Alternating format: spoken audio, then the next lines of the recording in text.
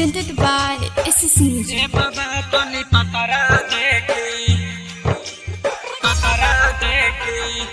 Presented by SS Music.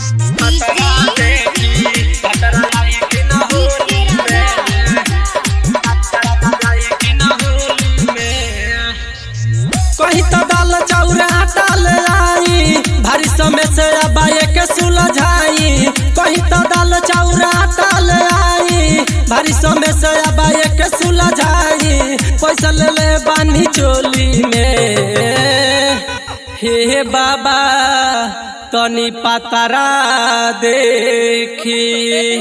हे बाबा तनी पतरा देखी भतरा आई कि न होली में। हे बाबा तनी पतरा देखी भतरा आई कि न होली में। कहीं तो दाल चाउर आटा ले आई भारी समय से अबाए के सुलझाई।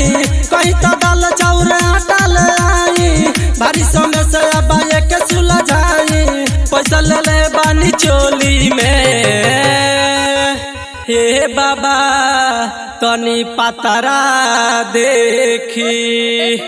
हे बाबा तनी पतरा देखी भतरा आई कि न होली में।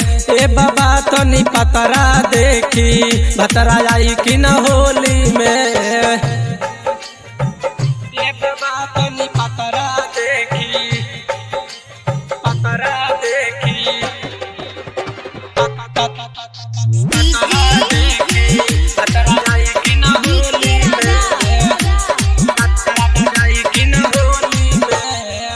जब से जिया पजाई नहीं आवेला उंघाई।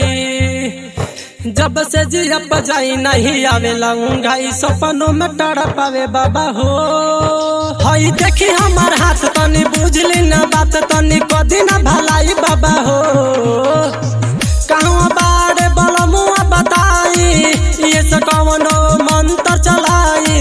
कहवा बाड़े बलमुआ बताई ये से कवनो मंत्र चलाई। लेली ना आलू हई झोरी में हे बाबा तनी पतरा देखी। हे बाबा तनी पतरा देखी भतरा आई कि न होली में। हे बाबा तनी पतरा देखी भतरा आई कि न होली में। हे बाबा तनी पतरा देखी पतरा देखी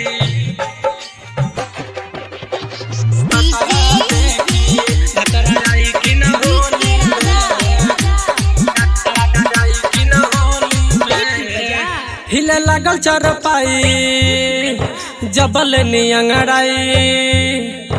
हिले लागल चरपाई जबल नियंगड़ाई। कोनो कदी न दवाई बाबा हो। सुनी राई तो नरेंद्र हमके कहे रोज रोज बाड़ू बड़ी गदराइल भाभी हो। कहे दीपकवा बाड़ू अगराइल तब अभिनंदन घरे नहीं आइल। कहे अमितवा बाड़ू अगराइल तब अभिनंदन घरे नहीं आइल। रहे फुलवन के टोली में